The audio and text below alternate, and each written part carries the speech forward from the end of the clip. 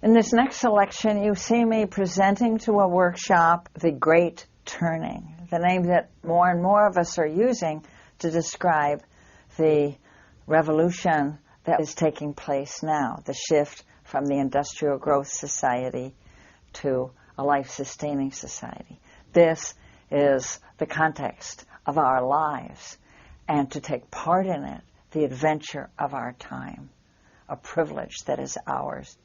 As you prepare to facilitate this work, ground yourself in an awareness of this adventure, this third revolution of our species, following on and of comparable magnitude to the agricultural revolution and the industrial revolution. And because it is largely unreported in the corporate-controlled media, we need to use the workshops and use the Work That Reconnects to help us familiarize each other with this context so that we can see it in action in our lives. I tend now to put it toward the beginning of the workshop, often in the gratitude part, following on the expressions of sources of personal gratitude in our lives. And then I will shift and say, let's look at what we can be grateful for collectively. This is so important that I want you to really be as familiar as you can with it. And the presentation that is in our book, Coming Back to Life, is in the first chapter, and become acquainted with it, comfortable with the notion, so that you learn to see this phenomenon and its three interdependent dimensions in the world around you. Because naming it, recognizing it, helps us to realize it, both in the sense of knowing and making real.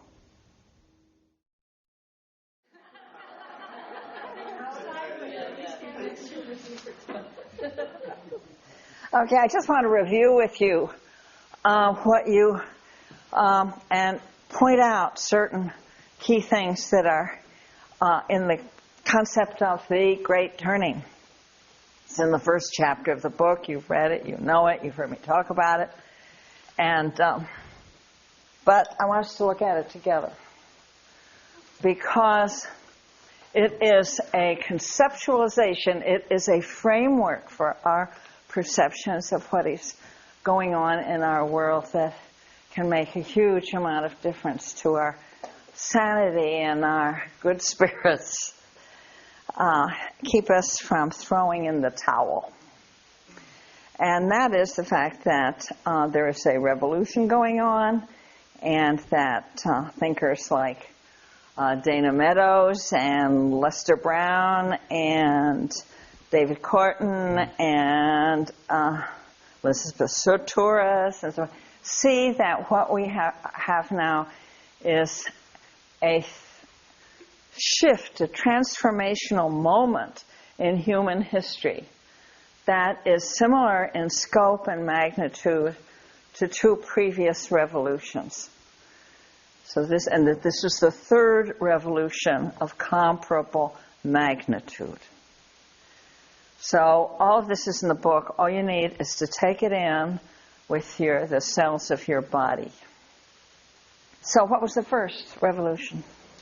Yeah, and that took centuries. And the second, that was that big in terms of how it changed human life, was the Industrial Revolution. It started just 200 years ago in England. And right on the heels of that comes this,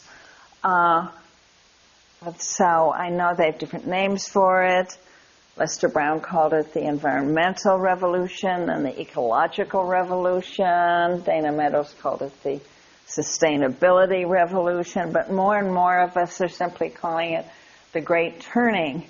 And that phrase actually came out of what, first of all, in my experience, it's come out of work with the future beings. Because when we get into role plays and dyadic work, using the moral imagination with future beings, and they seem to talk about it that way. But other people are using, who haven't done our deep time work, use the phrase the great turning also for this. And this revolution has to happen much faster than the other two. And at the same time has to be more thoroughgoing. Because it's not just the institutions and technologies, but it's the whole mindset of who and what we are in relation to the planet, that we are a living part of a living planet, and that says everything about our what we're about and what we need and how we relate to each other. So it's an incredible time to be alive. So that's another reason why I just want to anchor this concept of the great turning in you, because it's a source of not just comfort, as I said first, but of a sense of tremendous privilege and excitement. And one of the things that it's, so I want to put it up like this. We have, we can present it as being the transition from the industrial growth society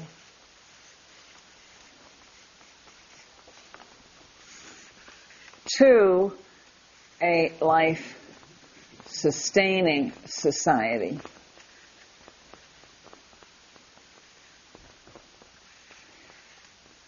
And this phrasing here is drawn from the Norwegian deep ecologist Sigmund Freud, who uses it, and it says it all, and it hinges on this pivotal concept, what determines the nature of this political economy, how it sets its goals, how it measures its success, is in terms of how it grows, how fast it grows, and grows in what? Health, longevity, wisdom, beauty and grace in the eyes of God. I mean, what? Numbers of redwoods. What? Numbers of redwoods. Yeah, all right. That'd be a good one. Yeah. Resilience of the mycorrhizae. What does it want to grow in? Cash. Money. Profit. Yeah, profit. Exactly. Dissatisfaction. And whose profit? Mine? Land of Medicine Buddha? Corporate. So it's that one. So that right away shows you that this, from the system's point of view, that this is a doomed political economy. It's a doomed system on runaway because it is seeking to maximize one part of it. And once you do that with any system, once you try to maximize one part, then everything goes out of whack and it begins to devour itself for the sake of, as John Seed quoted somebody saying, it's like in our bodies, the brain decided it would feed off the liver and mine the liver. You know, the whole thing goes out of whack. Once you try to maximize one part, then you can't have balance, which means you can't have sustainability. So the pathetic thing here is that it's not only that it has to keep on growing in corporate profits, but that the rate of growth has to keep on growing.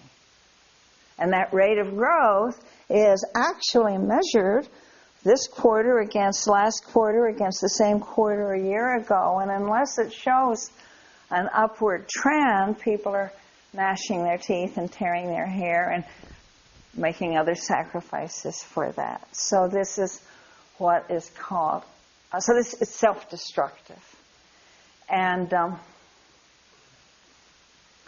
I find that, I want to ask Fran to speak to that. I heard him explain this in Sri Lanka recently, and I understood things I hadn't before. But I want to just a reminder of what it does to our psyches as change agents allied with the long-term health of Earth. That's why we're here. That's why we've been given this incredible opportunity to learn and see things. And some of them hurt like hell, but it's important for us to see them. We're here for life to go on. And it helps a lot to see that we don't need to direct a lot of attention to destroying the industrial growth society, because it's doing that job itself, probably better than we could. Do you see the importance of psycho-spiritual orientation? It can take the kind of pissiness out of our attitude and replace it with a kind of compassionate, how can we manage sort of a gentler collapse? It's in collapse.